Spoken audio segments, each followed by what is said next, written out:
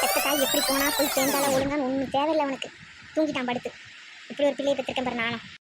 அதான் தெரியுதேம்மா, அவனை பஸ் ஸ்டாண்டுக்கு தனியாக அனுப்பும் போதே தெரிஞ்சு போச்சு எல்லாம். இது வேற புதுசாக எல்லாம் தெரியணுமோ. இல்ல ஏய் மாறா எழுந்துல எழுந்து இல்ல உனக்கான் வந்துட்டீல அத்தை, போலையா? ஆமா, நான் எப்போ வீட்டு விட்டு போவேன்னா காத்துட்டு இருந்தா போல. ஏம்மா என்ன வந்து நிக்கா? அக்கா வந்திருக்காளா? எப்படி அக்கா கூட்டிட்டு வந்தா நீ?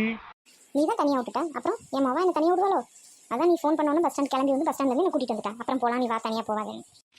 ஏன் அம்மையை தனியாக விட்டா? கூட்டிகிட்டு போய் விடலாம்ல. தனியாக விட்டுருக்கியே, பஸ் மாதிரி போய் ஏதோ ஒன்று ஆச்சுன்னா யார் பதில் சொல்லுவா? என்ன பண்ணுவா நீ அம்மைக்கு? அவனுக்கு இப்போ அம்மாலாம் தேவையில்லை, அதான் எல்லா வேலையும் முடிஞ்சு போயிட்டல. இனி நான் இருக்கு. என்ன தேவையெல்லாம் முடிஞ்சு போச்சு? அப்படி என்ன தேவை முடிஞ்சுட்டுன்னு நீ பேசிட்டு இருக்க இப்போ?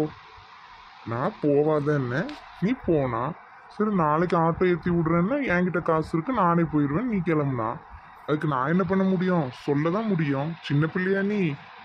உன் இஷ்டத்துக்கு தான் நீ இன்னும் எல்லாம் பண்ணிட்டு இருக்கா வேலை. ஆமா, என் இஷ்டத்துக்கு பண்ணாத. என்ன என் இஷ்டத்துக்கு பண்ணாத? ஒரு தங்கச்சி வீட்டுக்கு போறது கூட இந்த வீட்டில் உரிமை இல்லையா எனக்கு? நினைச்ச நேரத்துக்கு போக முடியாது ஒரு இடத்துக்கு. நான் என்ன அடிமையாக இருக்கணும்? உனக்கு உன் பொண்டாட்டிக்கு வைங்க. என்னக்கு அடிமையா இருந்திய? கதைக்கெல்லாம் அடிமையா இருந்தவளாம்ல, எனக்கு அடிமையா இருக்காவலாம். அப்படி என்ன அடிமையா இருக்கிய? நான் தான் உங்களுக்கு அடிமையா இருந்துட்டு இருந்திருக்கேன் இவ்வளோ நாள். இப்போதான் ஏதோ கொஞ்சம் கொஞ்சம் பேச ஆரம்பிச்சிருக்கேன். அது பொறுக்கில் போல எல்லாத்துக்கும் என்ன சேர்த்துக்கிறாவ. இவ்வளோ நாள் என்ன சேர்த்து எல்லாருக்கிட்டையும் பேசுனீங்கன்னா பைத்தியக்காரியாக இருந்தேன். இனிமேல் நான் அப்படி இருக்க மாட்டேன்.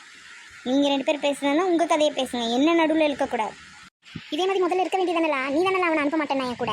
அப்போ என் புருஷன் நான் அனுப்ப மாட்டேன், மரியாதை போயிடும், கௌரவம் போயிடும். நீ தானே ஆடினா கடந்து தைன்னு. ஆமாம், மதிக்காத வீட்டுக்கு எதுக்கு என் புருஷன் வரணும்? நான் கேட்க தான் செய்வேன், ஆட தான் செஞ்சேன். இப்போ அதுக்கு என்னன்றீங்க? ஓ, நீங்கள் கிளம்பி போயிருக்கீங்க, ஃபோன் போடுறோம், வந்தால் தகவல் சொல்லுங்கள். அந்த ஃபோனை கூட எடுக்க மாட்டுறாரு. அப்புறம் அந்த வீட்டுக்கு எதுக்கு போகணுன்றேன். வந்துட்டாங்க. ஆடுறாப்பர் வா, எப்படி ஆடுறாப்பர்.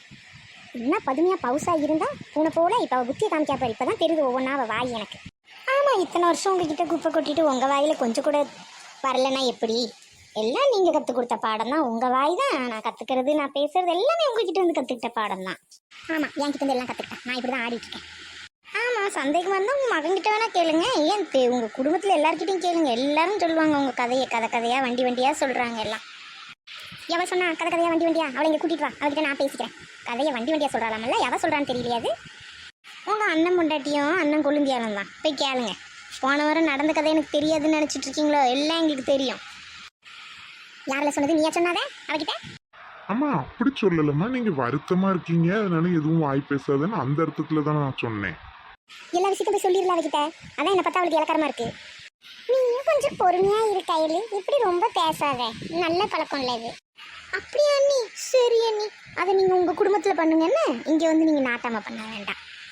இல்லை, என் பிள்ளையை பற்றி அந்த வார்த்தை பேசுகிறேன். நீ எப்படி எவ்வளோ தைரியம் தான் என் பிள்ளையை பற்றி அந்த வார்த்தை பேசிப்பான்? நான் இருக்கும்போது இப்படி கேள்வி கேட்க, இல்லைன்னா என்னெல்லாம் கேட்பியா என் பிள்ளைய? தலைவலியும் வயிற்று வலியும் அவியவளுக்கு வந்தால் தான் தெரியும். சொல்கிறவியா 1000 சொல்லலாம். பொறுமையாயிரு, பொறுத்து போ, இப்படி வாயாடாத, அமைதியாயிரு. படுறவங்களுக்கு தானே அந்த கஷ்டம் தெரியும். ஈஸியாக சொல்லிவிட்டு 10 நிமிஷம் இருந்துட்டு போயிடுவீங்க. இந்த வீட்டில் 24 மணி நேரம் இருக்கணுமே, நான் எப்படி இருக்கிறது? வாயாடினா தான் இந்த வீட்டில் இருக்க முடியும்.